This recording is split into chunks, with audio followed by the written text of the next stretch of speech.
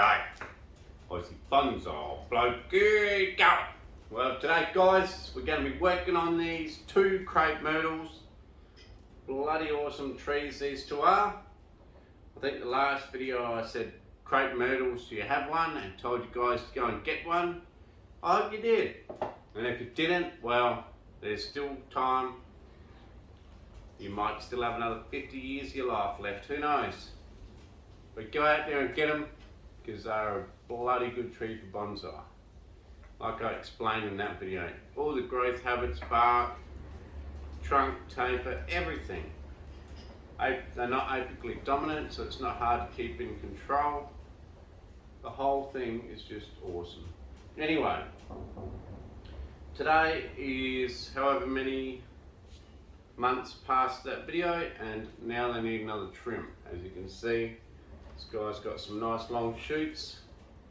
This one here's also got some long shoots for its size. It must be some sort of miniature one, but beautiful. And this time of year they're just starting to exfoliate.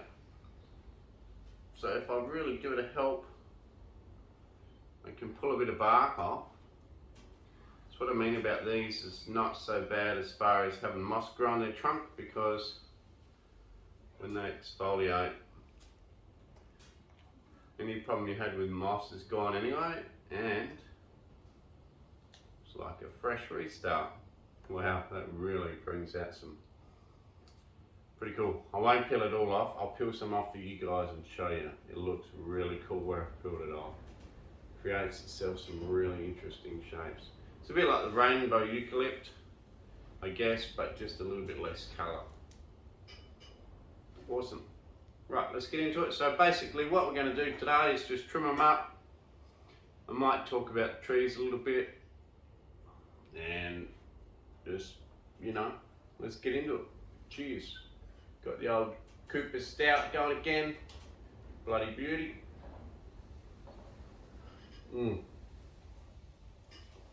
True Australian beer or stout. Regency Park, South Australia. Pretty cool. Not drunken enough anymore, the old Coopers. When I was young, Cooper's Pale Ale was quite a popular beer. These days, I guess there's that many nice beers out there. A lot of people are strayed away from the Cooper's Pale Ale. And you know, the Pale Ale does sit a bit heavy in your guts with all that yeasty stuff. But I tell you what, it's great for just 2 or 3 beers, relaxing. 6 or 7, well yeah, it does get a bit heavy in your guts, but 3 or 4, bloody beautiful. And stout, well, that's in a league of its own. I've matured to stout. I'm staying away from that bloody ton. Nah, I might still have some ton, don't worry. Right, so basically what we're going to do here is just come in and trim everything short.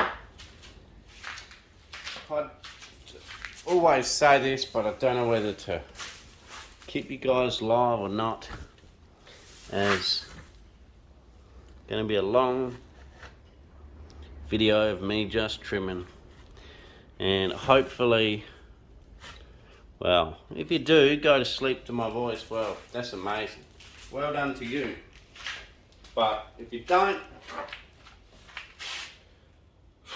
I hope it doesn't aggravate you too much.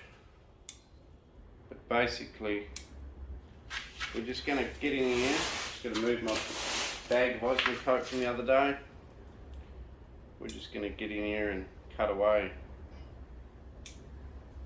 Oh, I think tomorrow, guys, is the Central Coast Bonsai exhibition that I advertised on my channel a long while ago, and I got some free t-shirts, and I advertised the exhibition coming up. Pretty sure it's this weekend, guys, so I'll try and get this video out ASAP, hopefully tonight, and then hopefully you guys will help out with the show, you know. Go there, be a spectator, whatever. Just go there, buy some stuff. They've probably got a sales area, and just help them out, you know. The more that we can help out these shows and events, the better.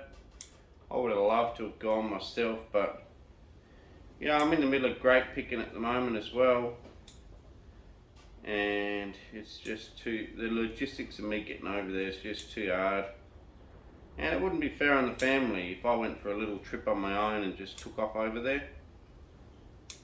I guess I could take everyone, but I don't think they'd have much fun a weekend away at a bonsai show. So, you know, a lot to consider, but one day I do plan on doing a bit of touring around different places for bonsai. We really want to go to Victoria and have a look at some of their stuff, visit some people in Victoria, and have a look at you know, the Australian Natives Bonsai Club. Wouldn't even mind turning up there if I was in town one day, just to have a look around on one of their club meetings. Be pretty cool. But back to the Central Coast, you know, New South Wales show.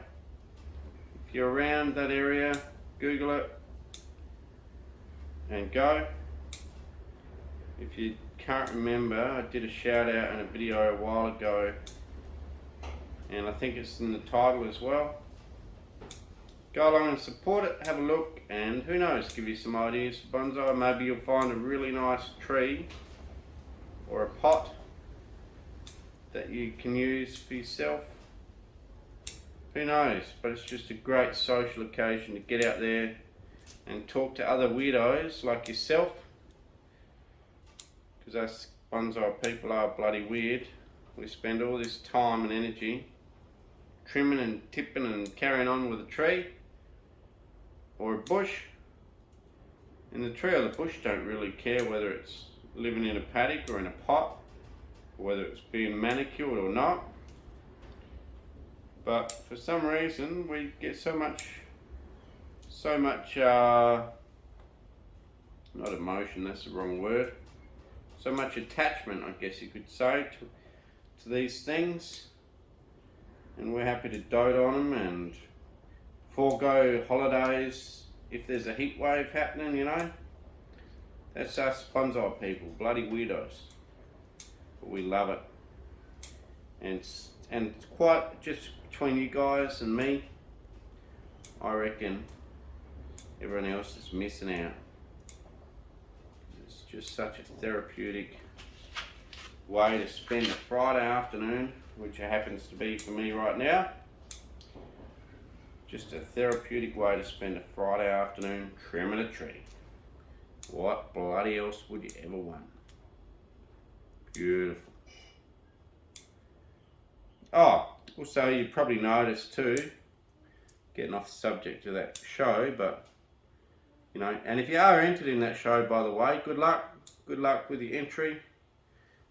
All the best to you, hopefully you win. And if you're turning up only because you watched the channel, maybe give a shout out or something, you know. Say I'm here from Aussie Bonsai Bloke sent me, so then they think their t-shirt giveaway wasn't a complete failure. And you know, it'll help me out too, because we'll get the word around, Aussie Bonsai Bloke. But anyway, what was I going to say? Oh, you would have noticed my hair has now been trimmed. I did my haircut, the old buzz cut, got the old buzz cut, trimmed off the old lid, and I'm good to go for another few months, I reckon. I reckon I'll save a buzz cut till, you know, maybe even end of winter. We're going to come into winter soon, and you know, already in autumn, and I'd like to have a bit of fuzz on my head to keep myself warm. So I reckon that's about my last haircut until spring next year, which is, you know, because our winter's so short, probably only 5 or 6 months away. I don't know, late August. When's late August? We're in March.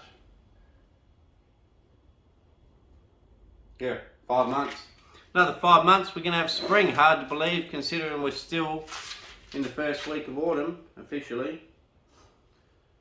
But yeah, pretty crazy around here. I mean end of August though, not start. Start of August is pretty cold, but by the end we start to get some warm days. I think we've even had a 29 degrees Celsius day in autumn before, or August. And I know that because I went windsurfing with shorts in August. Look at that tree, already trimmed. Done. So me waffling on for a while. There wasn't really much to say about how I was trimming it. I was just trimming them all short to a really short node. If I found any long ones that were growing from the middle, I sort of cut them off. But you know, once you get a tree to this sort of stage, they're actually really easy to look after. You just go along and trim them every now and then. This one here is less developed, and I think I mentioned in the last video, you can see the leaves on it are a lot more lime looking. And that's not to do with how they're looked after or anything. What it is just different varieties. You can get Crepe Myrtle from a really lime looking leaf like this one, right up to black. You can actually get the diamonds in the dark black. Though mind you guys, if you do want to do a diamonds in the dark as a bonsai, just remember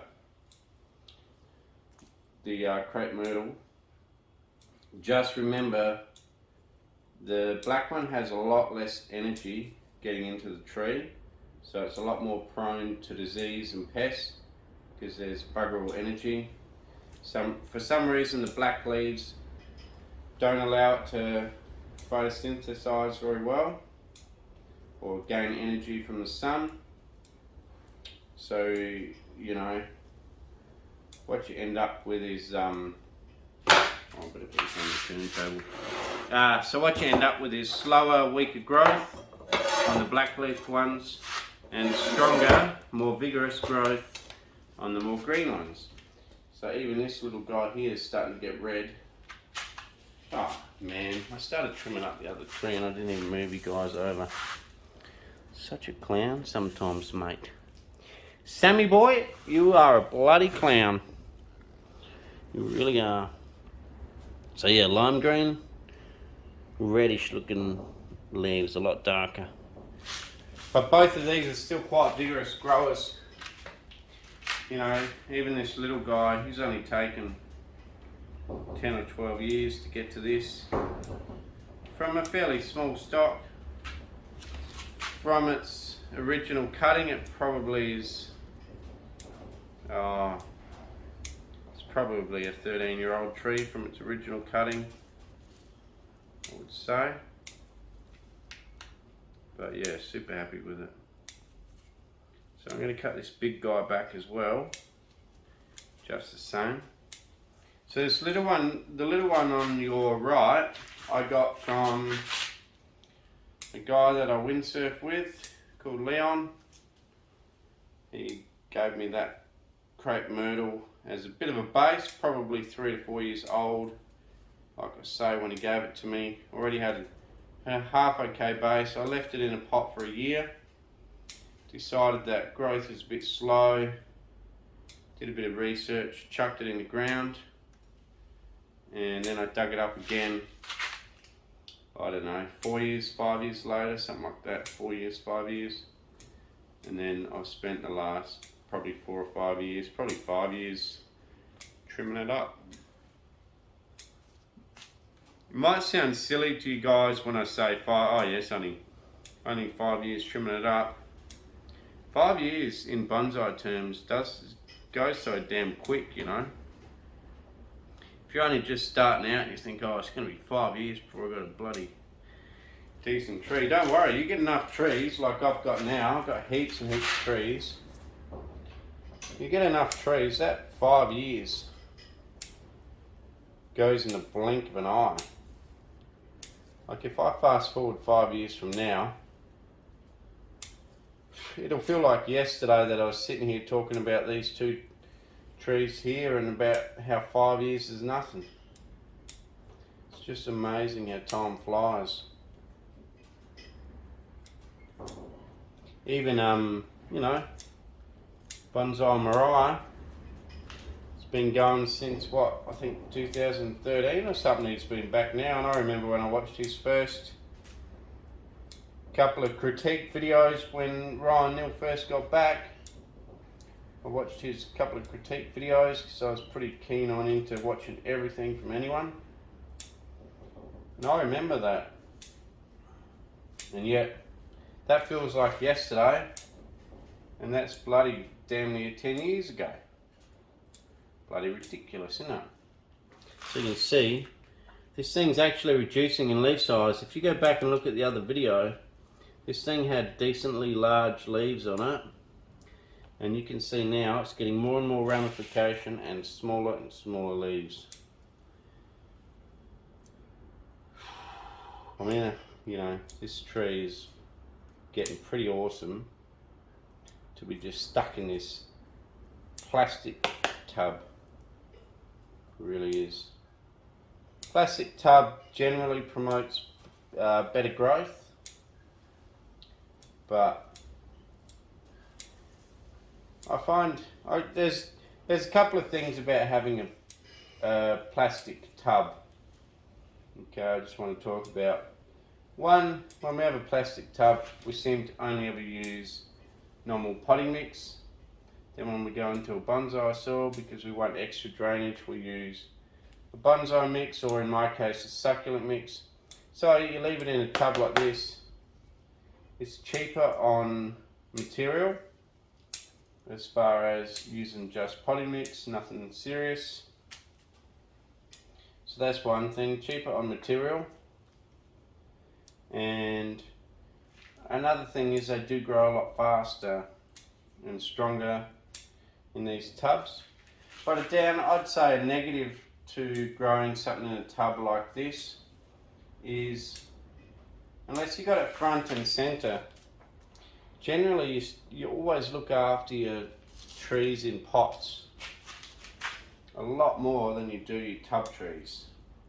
Even though your tub tree might be even a better quality tree than some of your ones in bonsai pots, which for me is definitely in this case as well. Like this tree is quite a nice tree, and it's still in a pot, training pot, whereas I've got some, you know, a lot worse quality trees in some bonsai pots already. So anyway, so what I was going to say is it makes you probably not look after a container grown tree as far as a nursery container. Makes you not look after them quite as much. So going back to bonsai pot, positive, exactly the opposite. You look after it a bit more because it's you know, in a bonsai pot it makes you look at it more. And you also get, I guess you get smaller leaves in a bonsai pot when you do decide to put it in a bonsai pot, because you get slower growth. And that slower growth, so long as you've got the primary and at least secondary branching going, it's fine to put it into a bonsai pot, because one, you take care of it more, and two, you start to want shorter and shorter internodes and smaller growth. So the bonsai pot's perfect for that. So this one here, this is probably almost the fourth or fifth lot of growth on the branching, and it is seriously in need of a pot pretty soon. It's such a cool tree. So on the back here, guys, look at this. Is that back or front? I don't know. You know what? The back and the front, I think that's, jeez.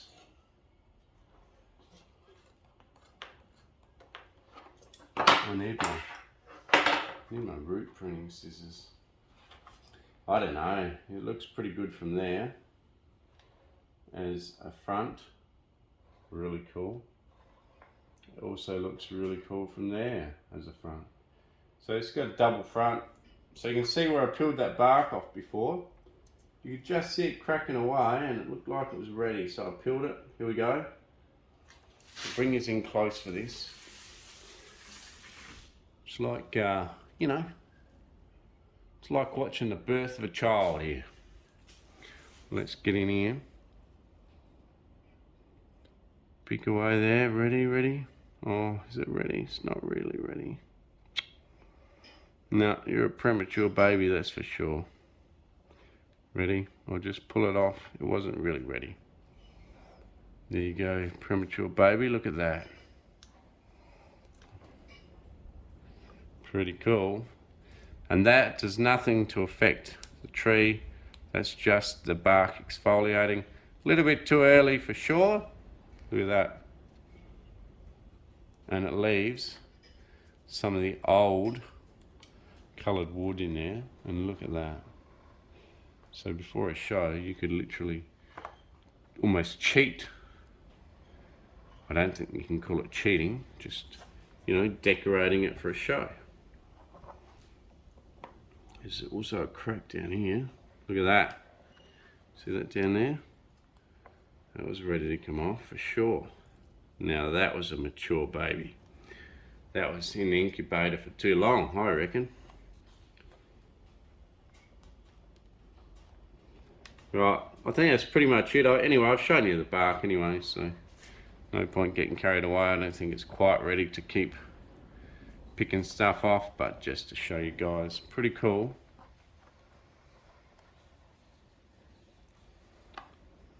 Spot here. Just up here that was. Pretty cool, so that's that. The other tree, well, I'm not sure whether it has any bark that needs to come off. So yeah, I can't work out the front really. Not sure. This guy here, bring this down a bit because this guy's a shorter guy.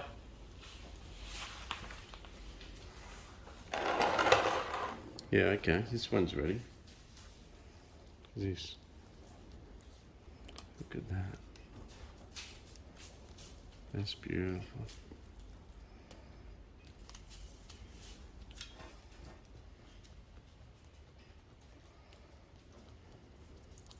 And that's what you get this motley look all the way up.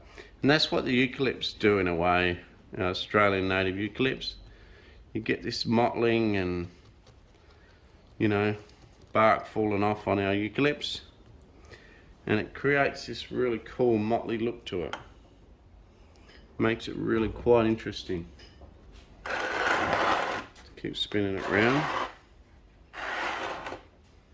And here you can see bits of bark are ready to come off there. If you don't touch it and you don't do this, naturally they still flake off and fall off. That's why I say if you've got a crepe myrtle, it doesn't matter if you let the moss grow up, because every year as they get bigger they exfoliate like a lizard losing its skin, and you know, you end up with what you end up with. So for this one here, that's the back, definitely, but still a pretty cool back. If my back looked that good, I'd be happy. Instead it's just full of fur. Right, let's give it a spin. That's the front. Probably could, see here, we're starting to close it up just a bit much. I don't like to completely do like a, you know, bare-breasted, you know, like someone flashing in public. Open up their top and flashing. Don't completely like to do it like that, but at the same time I don't like to completely block it off to the viewer either. So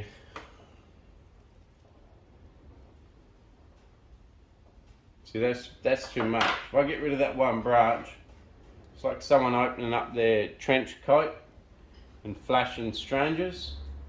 Put it back and it leaves a little bit to the imagination, you know? Like looking at a nice girl in a bikini down the beach. A little bit left to the imagination.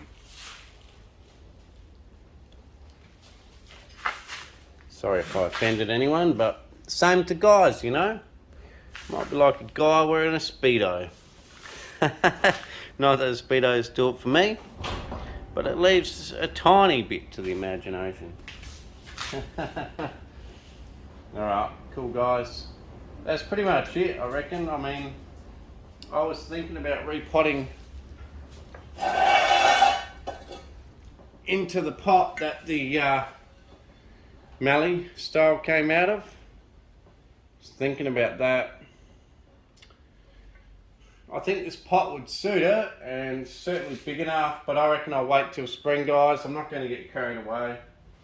I'll let these two reshoot. These two will probably put on a little bit of fine growth each, but I'll tell you what, they're stunning trees. I mean, I know they're my trees, so I'm a little bit biased. But I love you guys, you're doing well. Well done, guys. You're making Daddy proud. Making me proud. Right, cool. That's it. I've waffled on long enough. You guys are sick of me, I know. I mean, some of you guys stay around, and I really appreciate you guys sticking around for the whole video, to listen to me ramble after a couple of stouts. But, you know, it's great fun. Mucking around here on a Friday afternoon. Bloody beauty. Not a Thursday, but a Friday. Right, give you guys a spin on the way out of this one. Man, I wish you guys could see the base around this whole thing. The back's nearly as good as the front on this one. It can easily go 2 or 3 directions and be viewed all round. It could even be put into a, not so much a round pot, but an oval pot, and then you can just have 2 viewing sides to the tree, because there or there is pretty damn sweet. And it's got beautiful taper all the way up. That is that thick at the base, and at the top, well, it's twig. So anyway, so this one here is the same. Nice and thick down the bottom to a small twigs at the top. Crepe Myrtle. Don't have one? Get one. Bloody beautiful. So anyway, it's not a go. It's not a video of do you have one, go get one, but I'm making it out to seem like that. Anyway, go support New South Wales Central Coast Bonsai. Really appreciate everyone who comments, likes, subscribing and all that stuff. It really means a lot, and I wouldn't do it if I didn't have you guys around supporting me. So thanks very much, and watch or go to the Central Coast Bonsai Show on New South Wales there. Just look it up. There's $3,000 prize money, I think, for the winner, so it should be pretty interesting. Cool. I'll catch you next time, guys. Cheers.